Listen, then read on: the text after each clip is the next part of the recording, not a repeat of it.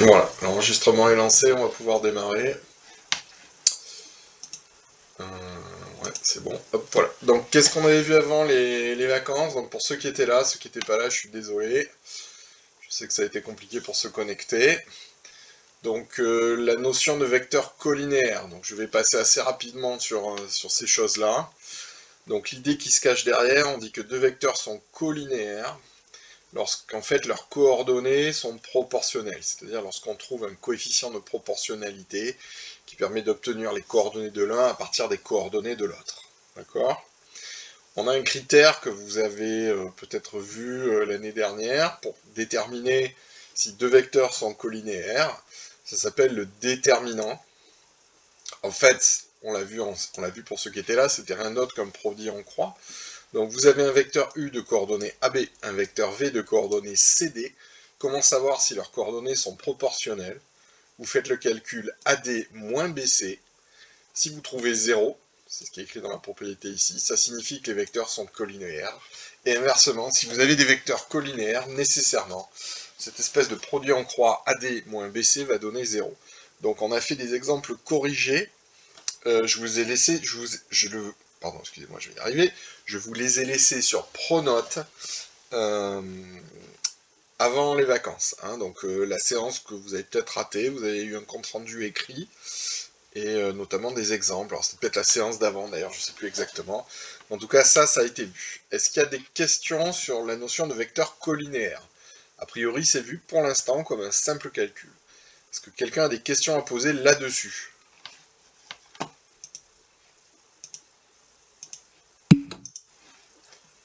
Oui, je viens d'autoriser Kylian à rentrer, oui, je viens de le voir.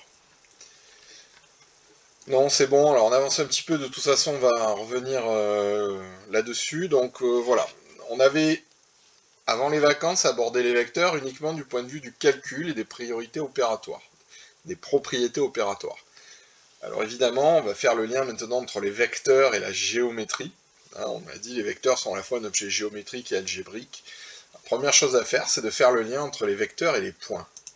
D'accord? Comment représenter un vecteur? En fait, vous avez besoin de deux points. Ici, par exemple, j'ai dessiné le vecteur AB, vous voyez. Vous mettez un point A, un point B, vous dessinez une flèche, ça représente un vecteur.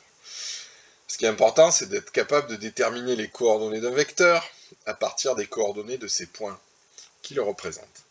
Alors, vous avez ici une formule qu'il faut connaître par cœur. On retrouve un petit peu la notion de déplacement. Je me déplace du point M au point N. Comment mesurer le déplacement effectué? On regarde les abscisses et les ordonnées, et on effectue toujours le même calcul. Abscisse finale moins abscisse initiale. Ordonnée finale moins ordonnée initiale. Alors, finale et initiale, vous avez peut-être compris, c'est le point de départ et le point d'arrivée. Donc, initiale, point de départ, finale, point d'arrivée. Attention à l'ordre, hein, il ne faut pas se planter. D'accord? Donc, normalement, ce cours, vous l'avez vu aussi, hein, mais bon, je le commente un petit peu. La relation de Chasles est fondamentale parce qu'en fait, elle peut permettre de représenter la somme de vecteurs sans faire aucun calcul. Vous avez deux vecteurs AB et BC. Si vous sont disposés dans cet ordre-là, la somme des deux vecteurs, c'est le vecteur AC. D'accord? Donc c'est ce qui est expliqué ici. On peut réaliser géométriquement la somme de deux vecteurs. Normalement, la relation de Chasles, c'est des choses aussi que vous avez vues l'année dernière. Ok? Donc pour ajouter deux vecteurs graphiquement, vous placez un vecteur au bout de l'autre, d'accord? Vous reliez l'origine du premier vecteur à l'extrémité du second vecteur, c'est ce qui est fait ici en fait. Et géométriquement, vous avez un représentant de la somme des deux vecteurs.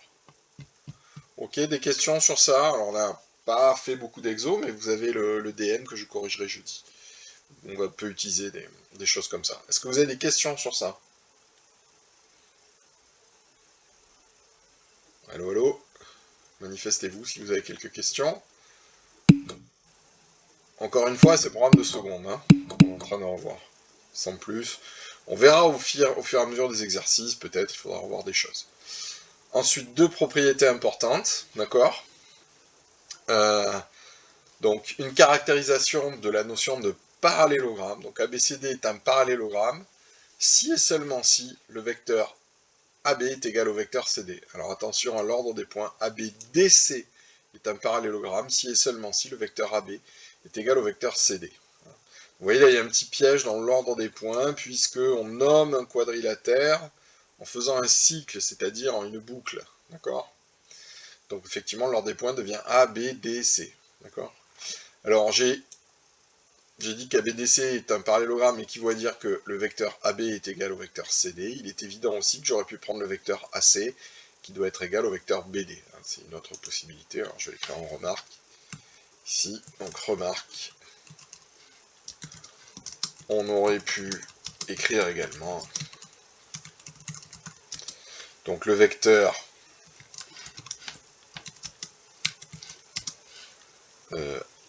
alors je dis donc le vecteur AC, je sais pas les faire, c'est comme ça, qui doit être égal au vecteur BD.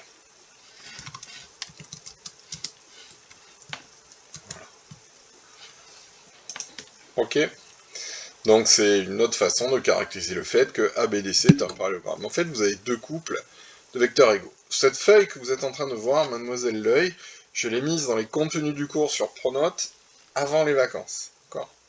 Donc vous avez cette feuille de cours qui est déjà disponible, et vous avez aussi des exos corrigés, tous les exos qui ont été corrigés en classe. Donc les petits compléments qu'on va faire, évidemment je le rajouterai ici. Alors ça vous pouvez le noter, parce que c'est des feuilles que je vous ai déjà données, donc si vous avez imprimé la feuille, vous pouvez mettre ça en remarque.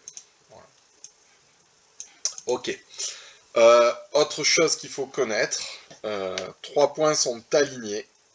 Ça équivaut à dire qu'on a des vecteurs qui sont collinéaires. Alors ça, il suffit de faire un simple dessin. Donc je vais vous faire le dessin sur un tableau interactif, d'accord? Donc voilà, j'espère que vous le voyez. Donc comment caractériser le fait que 3 points sont alignés? Alors je vais dessiner 3 points, d'accord? Qui ont l'air plus ou moins alignés. Je vous invite à prendre le schéma aussi. Alors là je dessine à la souris, hein, non excusez-moi, c'est pas très joli. Vous voyez, je dessine 3 points alignés. Alors alignés, pas forcément dans cet ordre d'ailleurs, hein, le point A il peut se trouver ici, peu importe. Donc je vous rappelle qu'aligné ça veut dire qu'ils sont sur une seule et même droite. Donc je vais prendre une droite voilà, qui grosso modo passe par les 3 points. J'espère qu'à l'œil je me suis pas trop trompé. Ouais, on va dire que c'est correct. Ouais, c'est pas mal. D'accord, donc les 3 points sont alignés. Bon, comment on va caractériser ça à l'aide des vecteurs? Alors, je sais pas comment on fait pour quitter la règle comme ça. Voilà. Donc en termes de vecteurs, c'est assez simple. 3 points sont alignés. Ça équivaut à dire que le vecteur AB est collinéaire au vecteur AC. D'accord? J'essaie de passer en tactile parce que là c'est pénible. Collinéaire. Bon, je vais pas arriver à écrire. Alors, attends une petite seconde, je l'écris à la main et je vous le remontre.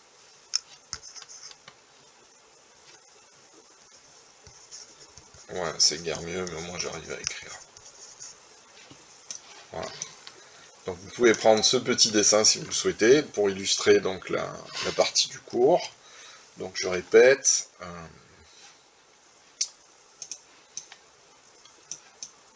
Donc si vous avez 3 points alignés, ça revient à dire que les vecteurs AB et AC sont collinéaires. D'accord? Peu importe l'ordre des points. Alors attention, collinéaire, ça ne veut pas dire égaux. Géométriquement, en fait, à quoi ça se voit? Des vecteurs sont collinéaires lorsqu'en fait, ils indiquent la même direction. Alors attention au sens du mot direction, qui n'est pas du tout celui du langage courant. Direction, ça veut dire en fait, ils vont décrire la même droite. On ne sait pas si on va parcourir la droite dans un sens ou dans l'autre. D'accord? Alors on peut d'ailleurs le rajouter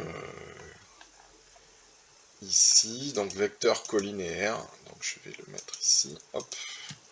Donc c'est la suite du cours. Ok. Donc, je vais le mettre en plein écran. Donc finalement, comment interpréter géométriquement la notion de vecteur collinéaire? D'accord? Donc on va dire que c'est une propriété également. Donc AB et CD sont collinéaires.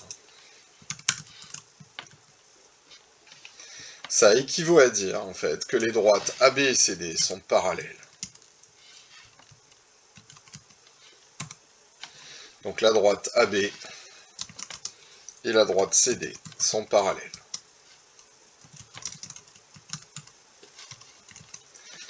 D'accord, mais on peut très bien avoir les points qui sont pas forcément, entre guillemets, dans le même ordre. Donc vous pouvez avoir, je vais vous refaire un petit dessin. On peut également avoir, donc, attendez, je vais me mettre en mode écran tactile. Attends, il faut que je change ma disposition à l'écran, excusez-moi une petite seconde.